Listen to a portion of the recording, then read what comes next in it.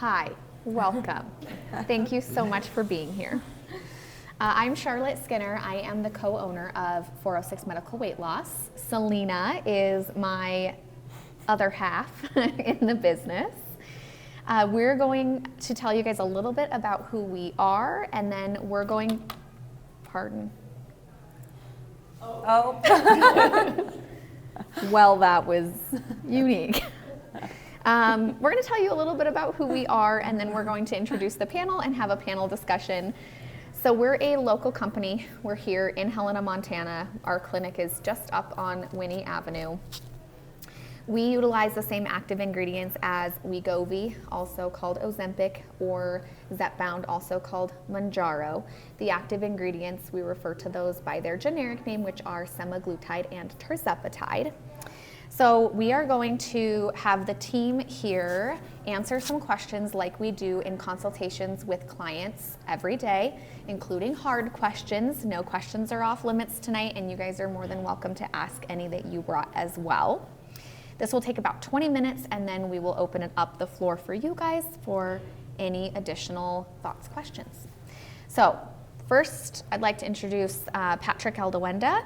He is a PA and our medical director. He's been practicing in the state of Montana for 20 years.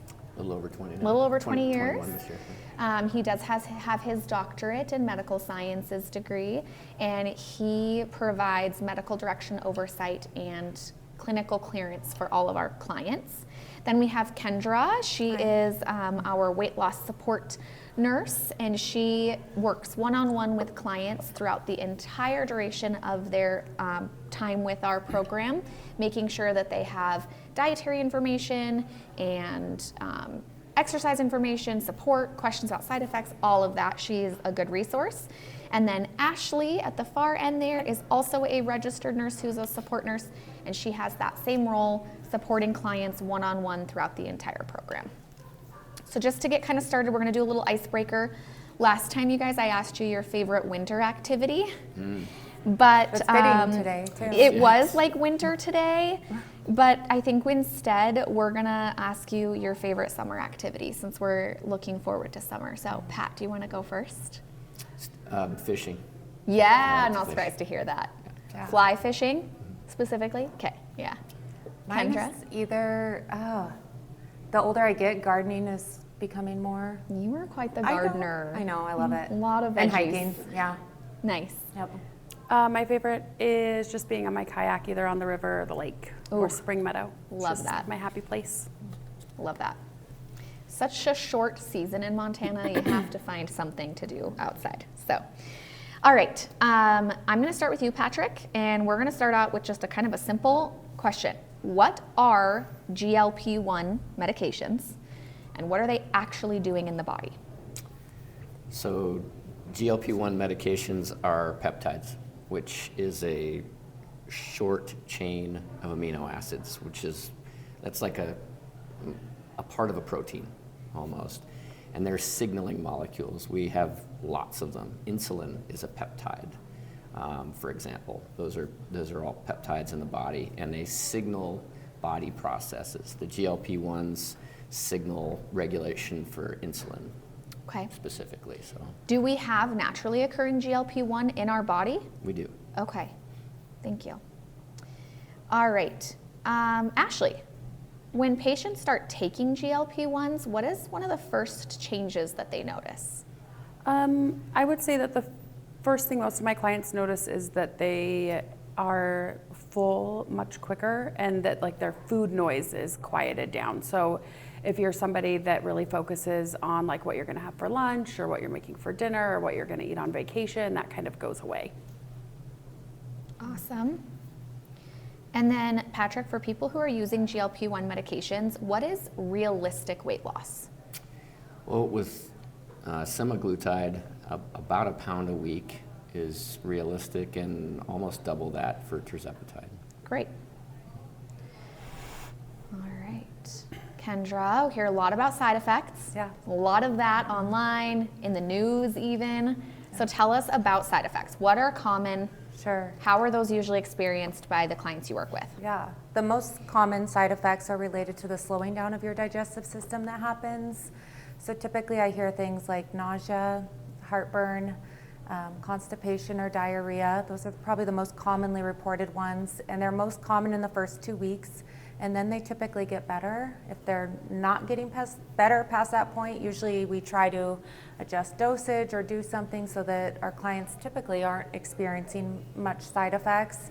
And we also provide Zofran, which is an anti-nausea medication with your initial shipments to help in case that is an issue, and lots of education on how to prevent them in general and just things that you can do to help keep them at bay. Great.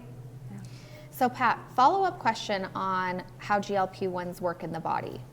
So if they're peptides and they're signaling molecules, how are they helping people lose weight?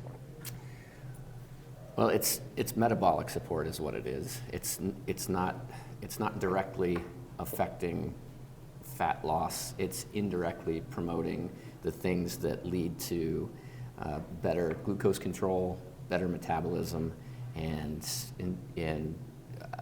help with appetite as well.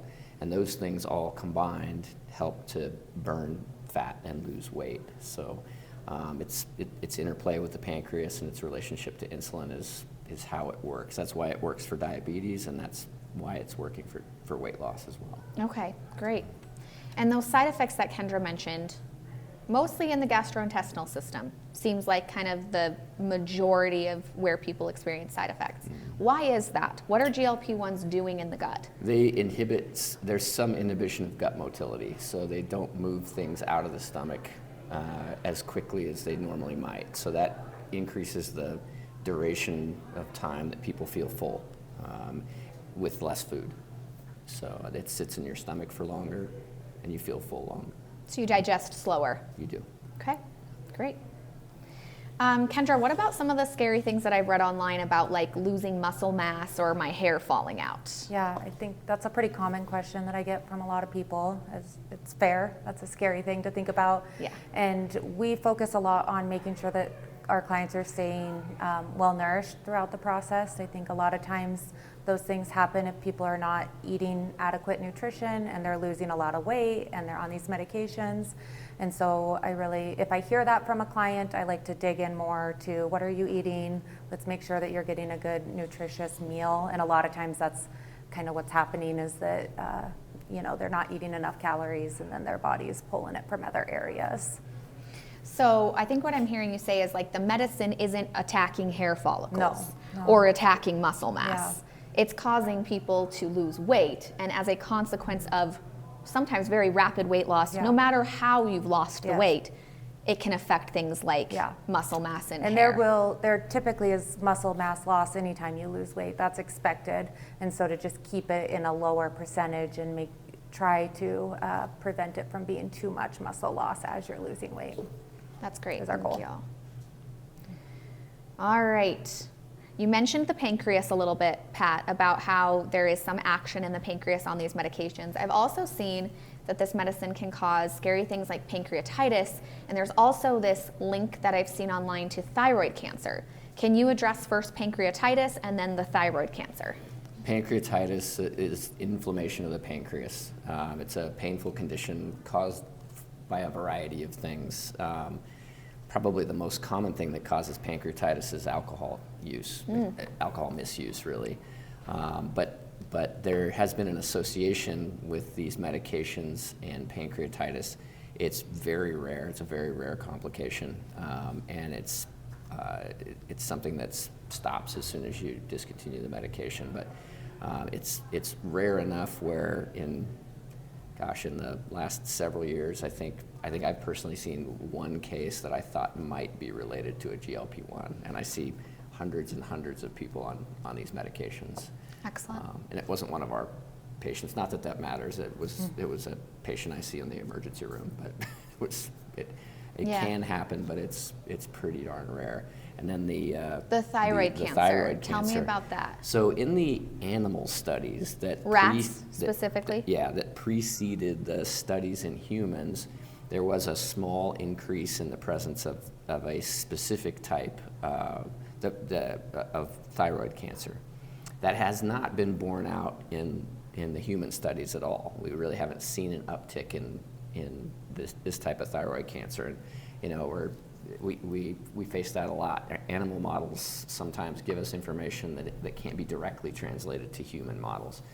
There's a couple of other explanations too. You know, a rat's lifespan is quite short, and so everything's accelerated for them. But what we're seeing now so far does not indicate that this is a risk, at least in the first several years of widespread use. We're not seeing an uptick in that cancer, but it's a caution. So.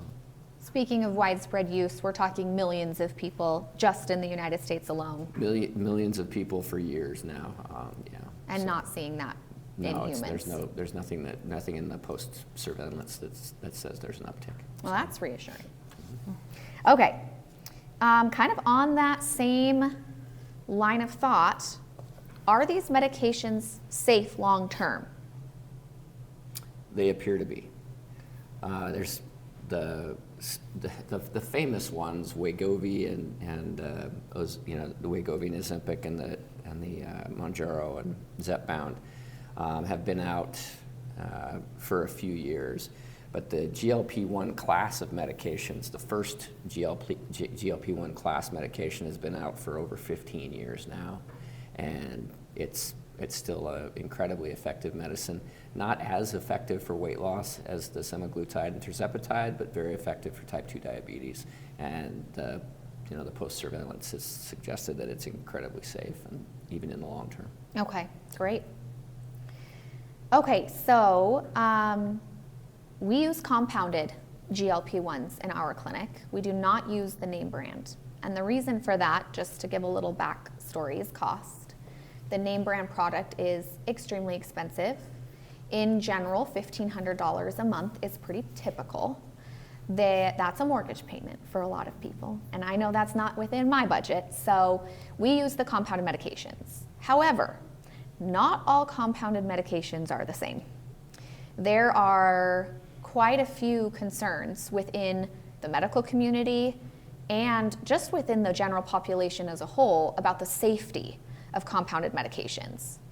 And I frankly think they're warranted. Everyone should have a little bit of a question when they're going to put something in their body about how safe it is. So, Pat, what can you tell us about ensuring quality when you're using compounded medications? And maybe you can even tell us a little bit about what is compounding? Why does it exist at all? Well, I'll start with that. Compounding pharmacies fill a need that can't be met by the larger pharmaceutical companies. So if a drug is in short supply, if it's not made in the way that the healthcare provider would like to deliver it, the compounding pharmacies offer an option to get that done. So that's a benefit. And compounding pharmacies have been around since the 1970s? At least. Yeah, this is not new. This is not a new part of healthcare. So from a safety standpoint and an efficacy standpoint, two different things. Are you getting a safe medication free of contaminants and what it says on the label? And then an effective medication, is it the strength and potency that's advertised on the label? Those are two things that are actually probably the most worrisome part of compounding pharmacies. They did a study a couple of years ago.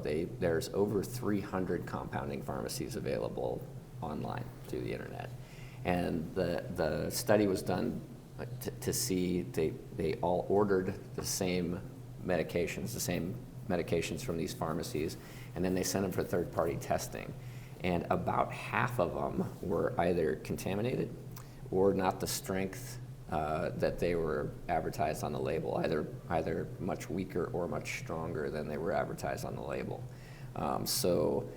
And then you get into the areas where you can find these GLP-1s on dozens and dozens of websites. The real red flag is when they say that they're available for research purposes only. And they don't require a prescription. Yes. And there's a lot of them out there that are like that. You can get other things besides GLP-1s that way, and that and some of those companies in that study, their medications were among the half that were okay. but most of the half that weren't okay were the research grade medications that they were peddling. So Do we use research grade? no, we do not. No. On the vial of the research grade, I have seen a research grade medication. It says not for human consumption. That's not okay with us. We do not use products that are labeled not for human consumption. And that's the wink and a nod to get around the FDA requirements. That's how they're skirting is around. How they're skirting the laws and rules related to human pharmaceuticals. So we're quite strict about the pharmacy partners that we work with. We only use a United States-based, 100% United States-based, because unfortunately a lot of these products are also being manufactured and shipped overseas, like from overseas. And our pharmacy is an FDA-approved pharmacy. So the pharmacy is regularly inspected by both the state and federal government for safety, purity, quality, how they source medications, and how they source the ingredients, because basically what they're doing is sourcing pure ingredients and mixing them in a compound. That is all third-party tested. They produce small batches, 250 vials at a time, and from each batch, multiple vials are randomly selected and sent to a third-party lab, and they're tested for both sterility and potency. And they must reach the strictest standard in order to be an FDA-approved compounding pharmacy. And so all of our batches before they're sent out are ensured to be safe. So we are very strict about the pharmacy that we work with, and we definitely do not cut corners there. We are definitely non-negotiable when it comes to where we source from. So I mentioned that our pharmacy is FDA approved. Is the medication FDA approved? The medication is FDA approved. Okay. Semaglutide, tirzepatide. Semaglutide, For tirzepatide. weight loss, or are we using a diabetes medication off label? We are using it for weight loss. They're the same medication. It's a little bit of a parlor trick that pharmaceutical companies do to extend the patent rights on their name brand medications a little longer, and so it was initially marketed for diabetes. The weight loss was a side effect discovered during the trials that they didn't originally have on label, meaning that they were submitting the research to treat diabetes, and then they discovered they were fantastic for weight loss as well, and then they added that as an indication, and then forwarded the data. So the diabetes medicine was approved first. It was approved as a diabetes medicine first, and then they re-scrambled the same data and sent it forward and had it approved as a weight loss medication second. So the patent won't run out on the weight loss version of things until a couple of years after the diabetes version. Is it safe for non-diabetics? It is. Okay. Yeah. Do these medicines work for everyone, Kendra? I think, was it 1% of the population that are non-responders? So pretty low percent of population that can be non-responders. I've seen it one time. Otherwise, all of my clients experience success, and that's, looks different for everybody, but yeah. Great, thank you. And Ashley, what happens if someone loses weight on these medications successfully? They are a responder, they're in the 99%, and then they want to stop taking the medicine. So a couple of different things can happen. There's usually going to be a little bit of weight loss or weight gain, you'll notice. Some people more than others. It just depends on your metabolic health and if the medicine is really helping control your metabolic health, which is different for everybody. I've had people that have gotten off of the medication and they've been off of it for over a year. They've gained 5 pounds back. They're very happy. I've had people that have gotten off of it and have not set those good nutrition and exercise lifestyle changes with themselves, and they've gained back 30 or 40 pounds. So a lot of it has to do with what your body is telling you.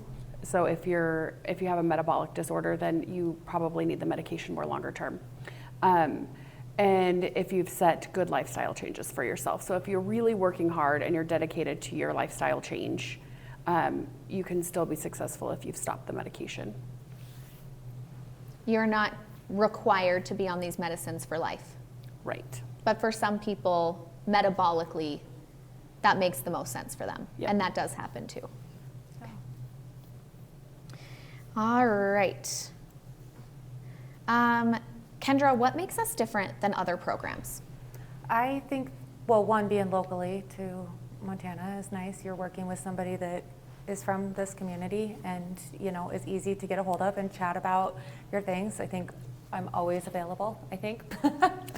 Probably too much sometimes, but, you know, that is huge. And then you just have one-on-one support with nurses that have been taking care of hundreds of clients at this point, have experience on this medication myself, so I know also, and so can be supportive there. And then we do a lot of frequent check-ins where we're talking about the whole picture and not just the medication, but your lifestyle and working on those other areas that, you know, the medication is great, but it's a tool that we use in our big bucket of tools. And so I like to have it just be a small piece in the big picture of what we're working on with each individual person.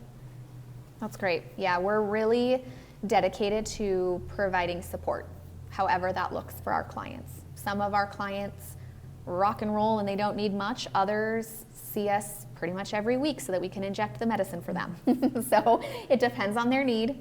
You are assigned a registered nurse at the start of the program, and that person will be with you every step of the way for whatever needs might come up. So they're a great resource. Alrighty. I think the other thing that kind of sets us apart is that all of our doses are the same price. Some of these ones that you'll see online, it's like a starting price, but they don't tell you that you have to sign up for 6 months. You can sign up with us for a couple of months. If it's just not working out, you can let us know. There's not a time commitment that you have to sign in for. Yeah, that's a great call out. We are month to month. Our thought is if you're not happy with the program, either because you and the medication don't get along, which is quite rare but does occasionally happen, or a financial situation changes, we're not holding anyone to a contract. It's quite literally as easy as sending a text message or an email and saying, I'm canceling, and that's it, you're done. There's no 1-800 number to call. There's no customer service support line to try to wrestle with. It's local people, very responsive. So thanks, Ashley. I agree that does make us definitely different. Kendra, do insurance companies cover GLP-1 medications for weight loss? No, not typically, not at this point in time. It's covered for type 2 diabetics, and even then sometimes that's difficult for them to get access to it. So we don't go through insurance at all. We kind of bypass that by ordering from Pat directly to the pharmacy. We do offer the ability to use an HSA or FSA account to help supplement the funds, which a lot of our clients take advantage of that. If you have access to that, super helpful to help pay for the cost. Great. Yeah. Speaking of cost, Yeah. what are our prices? So $2.99 a month for our semaglutide regardless of dosage, and then our tirzepatide is $3.99 a month. Even if you use the highest dose? Correct. Are there any other additional fees, like a monthly membership fee that we see other companies doing, or shipping, or any of that? It's all inclusive. You get everything you need for 4 weeks worth of medication, and all of your injection stuff, as well as shipping, and it's really quick shipping. Yeah. Like 1 to 3. 1 to 2 days. It's very quick. Very quick. Delivered to your door via FedEx, and yeah. So the pharmacy delivers directly to your door? Yeah. Great. Yeah, that's awesome. All right, guys, is there anything else that we didn't cover? So in my research, and this is the one thing I wanted to add at the end, what we're seeing is this, there's a stigma associated with being overweight, and I think what people are missing is this is not a discipline issue. It's Absolutely. generally a metabolic issue. And before people, there's pre-diabetes and all that kind of stuff. Before that happens, your metabolic derangement has probably been going on for close to 10 years. And that's why people, starve themselves and are just constantly getting food noise and things like that. It's the body chemistry that's doing that. It's not, it's not a lack of discipline or something else. It is a metabolic problem that is, it's like high blood pressure or any of the other medical things we treat, low thyroid. These are conditions that your body has, And the weight is a side effect of those conditions, not the cause of those conditions. We used to think, oh, well, if you become obese, then you become diabetic. Well, really what we're finding out is your metabolism is not working optimally. Then you start to gain weight, and then your metabolism sort of peters out, and then you become diabetic. So it was a chicken and the egg phenomenon. It's like, well, you gained weight and became diabetic. But really what was happening is you were becoming diabetic as you gained weight. It wasn't, those things go hand in hand. So the metabolic component of this cannot be denied. And we just, in healthcare, we just didn't know. We thought, oh, you gain weight, and then that makes you diabetic. It's actually the other way around. So yeah. Obesity is not a character flaw. No. Turns out, and it's been treated that way, unfortunately, for a very long time. Not only within our culture as a whole, but also within the medical community, and that really was a failure of those patients. I think our weight loss clients have been some of the most dedicated, hardworking people I have ever met. And they have been exercise and carrot sticks in the world aren't gonna fix a metabolic problem. Exactly. They're just not. Exactly. And so we are very passionate about being able to shift the conversation away from, well, what are you doing, to what is happening inside your body. It's a very different conversation. So great, thank you. I'm glad that you mentioned that. That is really important. Do you have any questions? Don't be shy, anything at all. I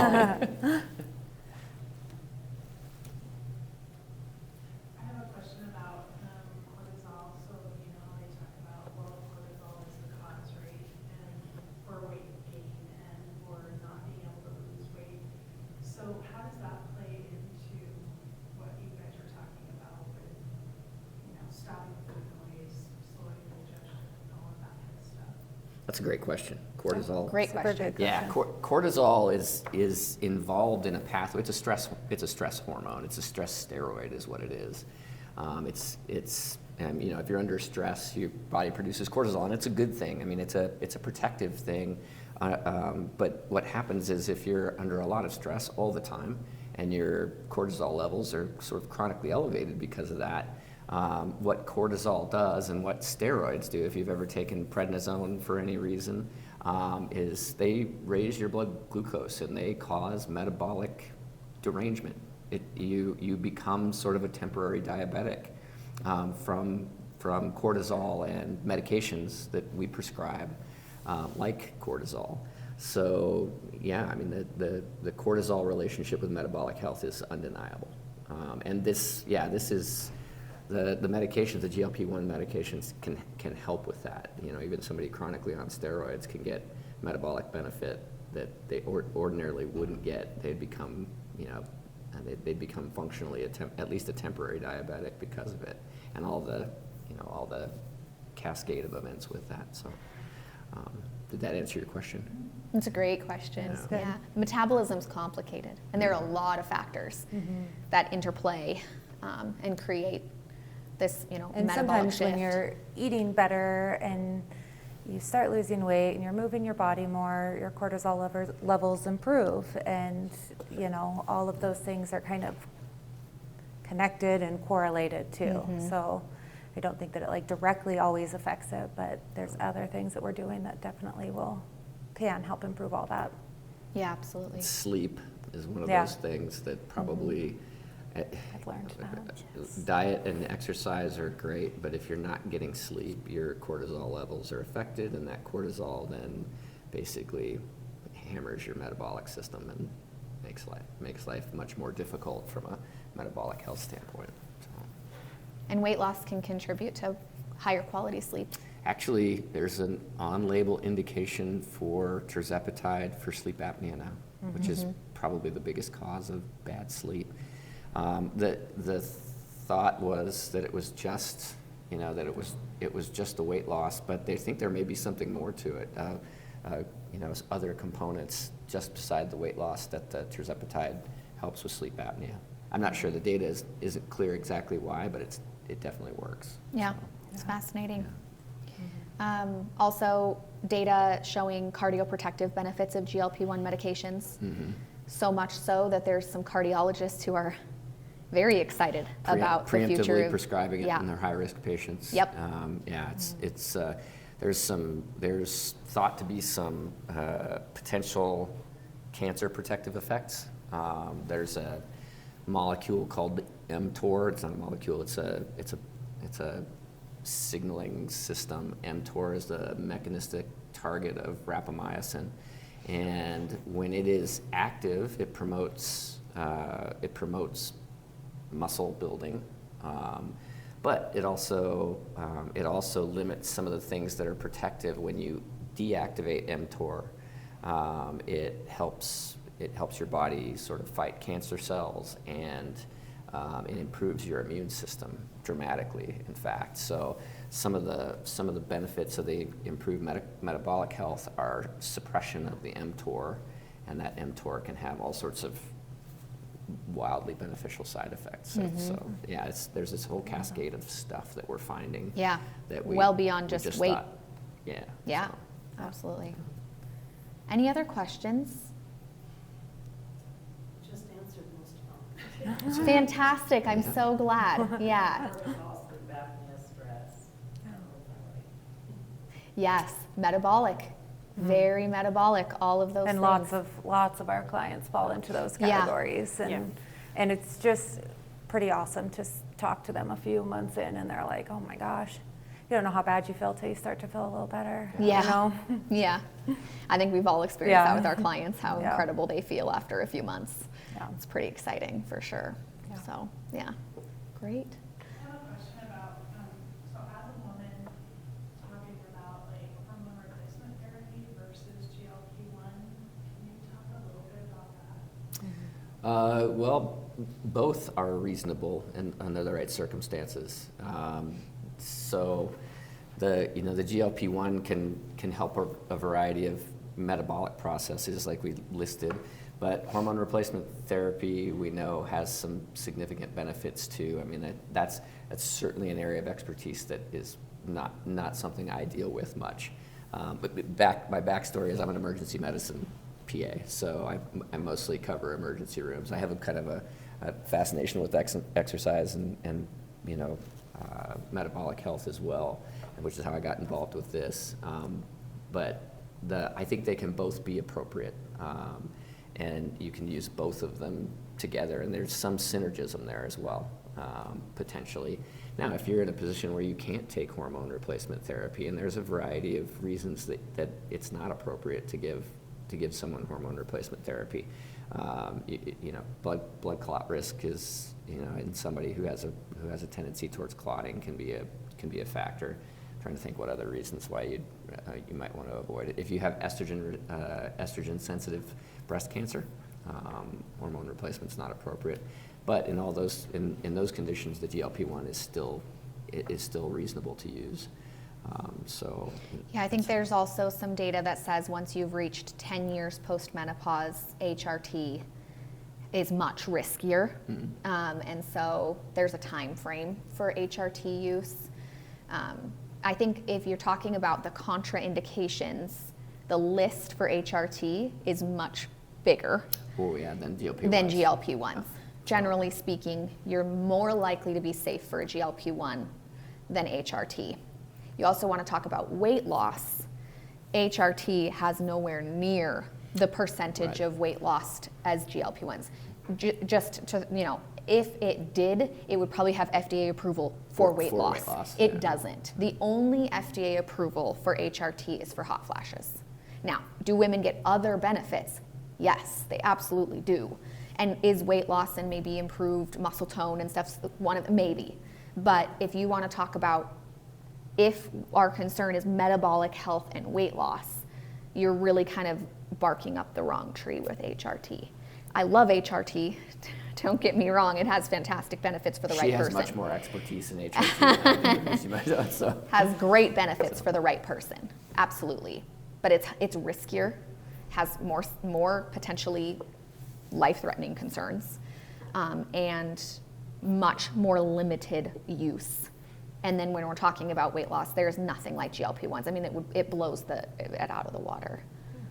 So it's not even considered a weight loss medication. So HRT. GLP-1s, like around perimenopause and postmenopausal women with that weight gain from the hormone fluctuation, just helps you not gain as much weight during that time of your life or lose weight that you had gained from that. Yeah. And they also help decrease like body inflammation that you might be feeling. Yeah, perimenopause, GLP-1s, very popular. Super popular right Yeah. now. And a lot of women that are postmenopause that have this weight that they've held on to from then that they cannot get rid of no matter what they do, and or inflammation that they're holding on to, and it's pretty significant for them to finally get, and whether someone's coming to us with needing to lose 10 pounds or 100 pounds, it's still important, and so it's pretty significant. Yeah. If it were my mom and she was on the fence, I would truly, regardless of my connection with this industry, I would recommend GLP-1 for her first before HRT. But just for safety and efficacy, it just does not compare. But both used together is intriguing. Yeah, And I have a safe. couple people that are doing both of them together. Yep, and totally safe. Just need to be monitored by those and make sure that everybody that you're Everyone's talking to knows Yeah. what you're on. Yeah. They could certainly be complementary. Yeah. So. Yeah, absolutely safe to use together. In fact, there's almost no medication that isn't safe to use with GLP-1s. They're just pretty darn safe because they're naturally occurring in our body. We're just giving ourselves an extra boost of that. So they really don't interact. I think the only one is use with caution with sulfonylureas, which are a diabetes medication. Other diabetes medications. Yeah, but it's just a use with caution. It is not a contraindication. So pretty darn safe medicine, plays with all things. You can take your Tylenol and your ibuprofen and your Tums if you need it and stuff. There's no concerns there. So, yeah. Any other questions? Okay. If you come up with any, did you have one? You look like you might have one right at the tip of your tongue. I get a lot of ads Yeah. for GLP-1 pills. I love that question. I get that question a lot. That's a good one. Yeah, it is a great question. Yeah, so can we go on a little field trip? Can I pull something up, Selena? Yeah. Okay. Yeah, there are just, while she's doing this, there are over 20 drugs in the approval pipeline for weight loss right now. This is about to blossom over the next 10 years or so. The next one that's up for approval, the two oral medications have just recently been approved. The next one up for approval is called retatrutide, and it's actually like tirzepatide with an additional peptide, so it's three peptides. And what they found is the weight loss is so dramatic that people are losing up to 40 to 45% of lean body mass as a percentage of the weight they lose. So they're, some of the smart people that I listen to get my information from are saying it's almost too fast. Almost too much, You're going so fast that you're compromising all Wasting your your body. lean body mass. So maintaining lean body mass during the process by going just a bit slower and really focusing on protein intake is enormous. It's an enormous part of this. Because to rebuild lean body mass, you have to be in a calorie surplus. And that is difficult to do without gaining weight that you don't want to have in a calorie surplus, right? It's kind of a balance. So if you lose it, getting it back is really tough. The other thing that can be affected is bone health. So the combination of protein intake plus weight-bearing exercise, weightlifting, some sort of good thing to stimulate bone health and muscle growth is very important for this too. So, and these guys are experts at coaching that kind Well, of and the stuff oral too, so. medications that are out right now are not near as effective. That's what I was trying to find my They graph. cost more, But I'm on your computer, not mine. and they're just not as effective. And the Yeah. not the newest one, but the one that was approved first has to be taken at almost exactly the same time every day to be effective. So it makes it a little trickier. On an empty stomach. And and they're not as effective. You With, like, don't 12 ounces of see the amount of weight. You loss. don't see the same weight loss Oh, as the injectable. Just, same Yeah. thing. Yeah. Will we offer an oral version in the future? Probably, because there are some needle averse people out there. I promise it's not as bad as it sounds. Everyone is so surprised. They're always, that's it? Yeah. That's the poke? It's like, yes, I promise. It's like the world's tiniest needle. It goes just under the skin in the belly, which is not a super nerve sensitive area. Yeah. And it's just one day a week. It's every Sunday or every Friday, or you pick a day of the week and you just, I mean, it takes 30 seconds to do. Yeah. And most people report it as painless or like a 1 on the 0 to 10 pain scale. Like a slight stinging sometimes. Slight. Very, very easy injection. And if you're, in my opinion, if you are going to dedicate the time, the effort, and the money, do the thing that works really well. And that's the injectable right now. Yeah. Yes, there is oral options that are FDA approved. And to Pat's point, there's going to be a lot of medications. This is a booming industry that'll be FDA approved. We will not begin to source it until we can source it safely. And right And now, make sure I it's just effective. and make sure it's Based on effective. the value add, and nothing We're- out there yet is effective enough to really Yeah. warrant. Yeah. So, Not right now, yeah. No. But if there is something in the future that we think could help our patients and is worth their time and effort and money, then we will do that. The problem is the peptides are built, they're basically a short protein. And what do you do when you put a protein in your stomach? You dissolve it, you digest it, and that's the difficulty in making an oral version of these medications, is getting it by the stomach acid intact and then absorbed. And so that's why they're super expensive, because the delivery mode has to get through to absorption without breakdown of the product, and that's tricky stuff. Very. The scientists who put that together are pretty brilliant, but it's not cheap.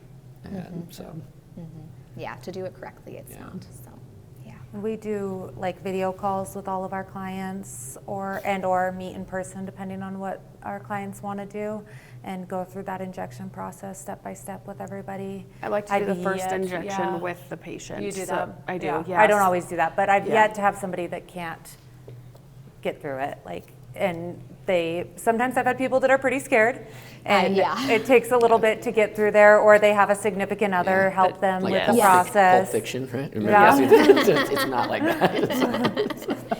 Yeah, having a significant other. Yeah. I've also had some friends Yes. who My are like, kids I'm coming to your do it to house me every sometimes. Saturday, and I just we're want to try it out. Yeah. yeah, yeah. So Yeah. people get through, and they're usually so surprised at how Yeah. easy it is. I mean, they really have so much anxiety and think that's going to be their biggest hurdle, and then it's like, Oh.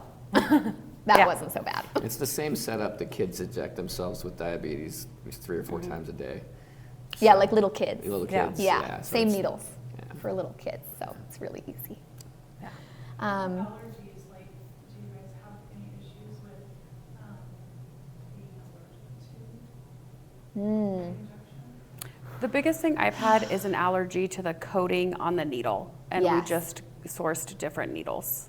And that's when you feel more of the burning, or you'll have like a little red wheel on your stomach where you inject. Yeah, I haven't had anybody. I'm not sure about I can't speak to the numbers for sure. I'm not aware. I don't know the data on a Yeah. true like anaphylactic allergy to GLP-1. I don't think would even really be possible. Well, it's like insulin. I yeah, mean, you can't like it's naturally it's occurring in your because body. it's something that's right? already in your body So- naturally. It'd be pretty unusual to Extremely. have With it the in your compounding body. medication, the allergy could be to what it's compounded what with, it's which mixed is with. B12 Yeah. or glycine normally. Yeah, but again, vitamin B12. Yeah. Never heard of having an allergy to that. I do have one patient that is allergic, and so she has to have the glycine. Interesting. And I don't know if it's an anaphylactic allergy or just a side effect. Yeah. There are some people we have seen very rarely that get like a hypersensitivity skin Yeah. thing, and that's now we noticed it well before it was in the literature. Interestingly enough, we're like, ooh, we have a couple of people who are having like the sensation of hypersensitive skin, and now that's actually in the literature. But the numbers it's way less than 1% of people. Yeah, It's I've a had very rare. One client that had that. And it's not an allergy in like you cannot continue the medication. At that point, it's a conversation of, does this bother me enough? It's a side effect, right? And like, is the risk of this side effect, or is the discomfort of this side effect worth stopping or not? It's kind of a personal decision, but truly having like an allergic reaction, I've never heard of that. Mm-mm. Thank goodness. All right, so next steps, I guess I'll just break down quickly how our program works and then what next steps are. So we require a consultation with one of our nurses to kind of do some pre-screening, talk you through your goals, more individualized one-on-one. After you've met with one of our nurses and you have mutually decided with them, yeah, I think this is the right fit for me, and I think that this is something I'd like to give a try, you meet with Patrick, or your chart is reviewed with Patrick, and then if he agrees that from the medical and safety standpoint, it's an appropriate fit for you, you are approved for the medication. At that point, we charge the $2.99 or $3.99, and your prescription is like e-transmitted to our pharmacy. They process that. Usually 24 to 48 hours later, your medication is at your doorstep. It comes with all of your supplies and materials. It is shipped on ice, and it is a refrigerator product. And then you meet with the nurse again, either via a telehealth platform or in person, depending on your preference. And you're taught how to do the injection. And from there, it is self-administered at home with whatever support and guidance that you need. So that's how the program works. Every 4 weeks, the charge recurs and the shipment recurs. So you get charged and shipped on an every 4-week cycle, canceled at any time. Truly, it's so easy. You call, you text, you send an email, letter, pigeon, I don't know. It doesn't matter. Just tell us you want to cancel and we can cancel you. We make it truly no hassle at all because it's just ethically, like if someone doesn't want to be on a program, we're never going to force you to be. So it's that simple. The dose does escalate as you tolerate it. It starts very low and increases per truly what the FDA really recommends for dose escalation. It's what was studied for weight loss. But because you are working with a personalized nurse, unlike if you were going to Walgreens or CVS, they just give you your prescription. We can customize dosage, work with you, find the sweet spot for you for where you're losing weight and feeling good. So that's kind of how our program works. Did I miss anything on how it works? So we do the initial consultation and then we'll do an education appointment. 3 weeks later, we meet again, or you can text if you have any questions or concerns. We can call you if needed. And then after that 3-week mark, we usually go between like 5 and 6 weeks. 6 weeks is the longest we like to go without a quick phone call to check in and see how you guys are doing. If you have any questions, remind you to drink your water and eat your protein. And still have carbs, because you need carbs for your brain function. Doesn't necessarily mean a Reese's, but maybe some raspberries. Yes. Lots of education baked in. We send you a ton of resources at the start of the program, and I think it even includes like meal planning and a grocery list. I mean, you don't have to follow it, but just as an example, we want you to eat a healthy, well-balanced diet of foods that you enjoy. That's really important. This is supposed to be about long-term growth and change for you. So if anyone is interested in doing the initial nurse consultation tonight, which by the way is free, we don't charge for that. The only time you're charged is when the medication ships. Otherwise, everything is included and is free. So if anyone is interested in doing the nurse consultation tonight, we'll have you grab a clipboard off the back table there. They have pens, they're ready to go. Fill out a health intake form. And then our nurses will be available to sit with people one-on-one. Again, it's free, there's no commitment required. It's just for more information and to kind of talk more about your personal goals and how this medication may or may not be a fit for you. So anyone wants to do that, you are more than welcome to do so now. Awesome.